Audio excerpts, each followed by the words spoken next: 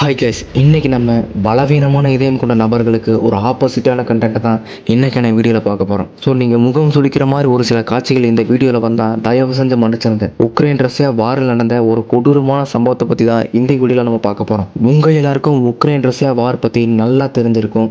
இந்த வாரில் நிறைய பேர் கொத்து கொத்தாக இறந்து போயிட்டாங்க. இன்னும் நிறைய பேர் வாழ்வா சாவா அப்படிங்கிற போராட்டத்தில் சிக்கி தினம் தவிச்சுக்கிட்டு இருக்காங்க. உங்களுக்கு கடவுள் நம்பிக்கை இருந்தால் கடவுள்கிட்ட வேண்டிக்கோங்க, இந்த வார் சீக்கிரமாக முடியணும் அப்படின்னு. எத்தனையோ உயிர் ரொம்ப பரிதாபமான முறையில் கொத்து கொத்தா தினம் போய்கிட்டு தான் இருக்குது. அதையும் நம்ம தினம் பார்த்துக்கிட்டு தான் இருக்கோம்.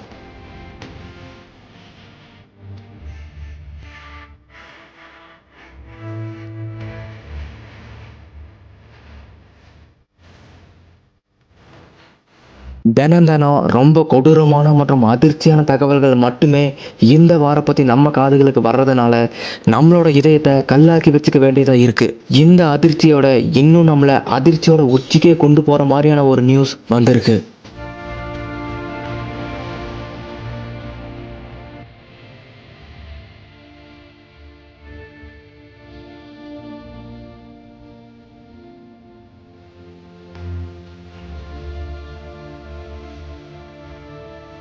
இந்த உக்ரைன் ரஷ்யா வாரில் இறந்து போன ஒரு ரஷ்யன் சோல்ஜர், அவர் இறந்து போகிறதுக்கு முன்னாடி இன்னொரு ரஷ்யன் சோல்ஜர் கிட்ட பேசின ஒரு ஃபோன் கால் நம்மளை இன்னும் அதிர்ச்சியில் தள்ளியிருக்கு.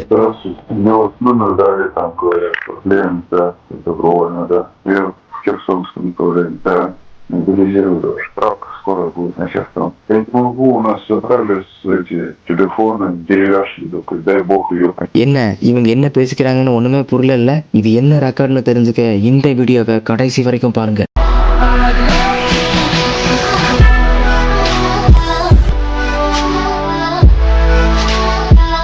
இந்த ஃபோன் காலில் அந்த ரஷ்யன் சோல்ஜர் என்ன சொல்லியிருக்காருன்னா, இந்த இடத்துல தாக்குதல் ரொம்ப அதிகமாக இருக்கிறதுனால சர்வே பண்ணுறதே ரொம்ப கஷ்டமாக இருக்குது. சாப்பாட்டுக்கு கூட வழி இல்லாமல் ரொம்ப கஷ்டப்பட்டுட்டு இருக்கோம். அதனால வேறு வழி இல்லாமல் இன்னொரு ரஷ்யன் சோல்ஜரை கொன்று அவரோட மாமிசத்தை தான் 2 நாளாக சமைச்சு சாப்பிட்டுட்டு இருக்கோம் அப்படின்னு அந்த ஃபோன் காலில் சொல்லியிருக்காரு.